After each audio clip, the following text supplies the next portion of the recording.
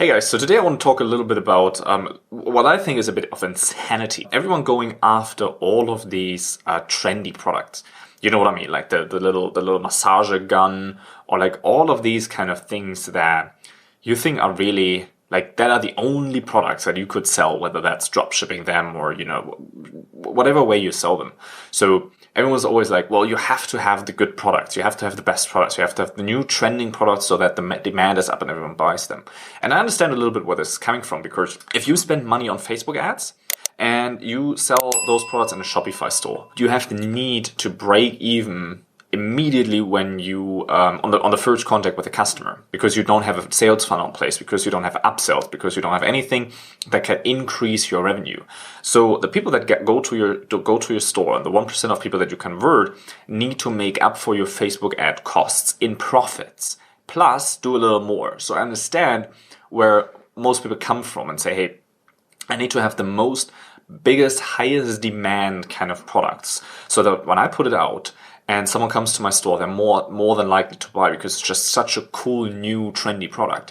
And I think it's a little bit insane, because you do this, and then all the competition does the same thing. So the whole competition goes up for your Facebook ads, for example. And everyone is advertising the same thing on Facebook, and your advertisement cost raise because of that. And then after months, or after 2 or after 3, the product dies, and you have to find other winning products.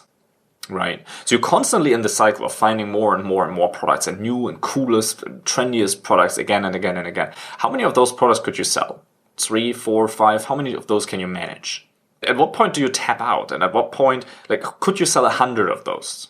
No, you can't. It takes so much effort to always find new products again and again and again. So much time and effort in creating the right ads, to finding the right target audience, to get the shop up, to build the store pages, do all of this stuff. For what? You sell it for 3 months and you have to find the next thing. That is not a viable business. This is not how we do it.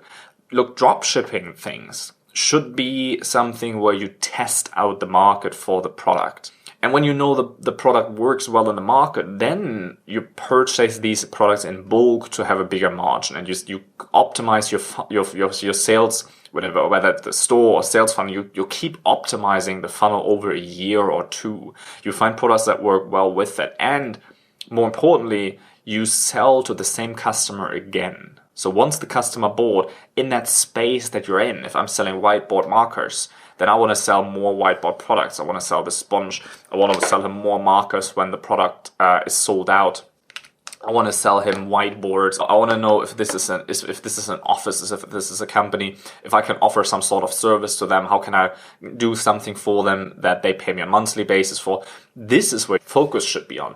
And this is why so few people succeed with e-commerce, is because everyone just chases these one-time opportunities of chasing these trendy products that die after 3 months. But if you do that, then for 3 months you might have a good run. That is where you see, did $100,000 in a month or 2 or 3, and then maybe netted, maybe got 10 grand out of that. Well, how long can you do that?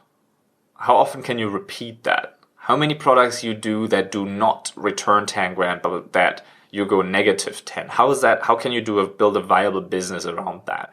What's really viable is to follow up with your customer. What's really viable is to sell your customer again. What's really viable is to offer more value to your existing customer. Purchase these products in bulk, so you're not dependent on one supplier in China that takes 60 days to ship your products, but actually have some inventory yourself. Have 100 units that you start with. Maybe it goes to 500, eventually it goes to 1,000. You sustain your own sales channel. You build out your brand, you build a following, and you build a customer base that can continue to pay your bills. But if you go and say, hey, this month is the resistant bands, next month it's the massager gun, and the month after that is something else, or next quarter it's something else, then what kind of customer base are you building? That is no long-term play. This is a really short-term thinking of like, what can I sell right now that makes me a little bit of money? And with that kind of selfish approach, you can never add a value to a customer base where you actually make sales and long term, where you actually build a brand. As soon as you stop your ads for this trendy product, your income stops. As soon as Facebook freezes your ad account, your income stops. As soon as there's the next trendy product, your revenue is gone. Why do we want to play this game of short term? when you could spend the exact same efforts. It's not even more effort. Why not put the exact same efforts into something where you actually want to build a brand around that, where you actually can sell things in long term, where you actually can create a customer base that will buy from you again and again and again. The thinking should not be product. The thinking should always be the who. Who is the person that you want to sell to? Who's the person that, or the company or the business type? Who do you want to sell to? If I want to serve businesses and help them I want to help them be more productive in their office and have better meetings, then all the products that I offer them are a tool for them that I can help them with. See, that approach is that approach is not selfish at all. Obviously, they have to give me money. I'm not a charity, right? But now that customer, if I acquire the customer today, I can sell him something tomorrow, next month, next year, in 2 years, or in 10 years from now. I can sell him different products in the future. I can make him different offers. I can sell him physical product, digital products, services. All of that is an option. Not saying that you have to do that. You can just continue to sell more physical products.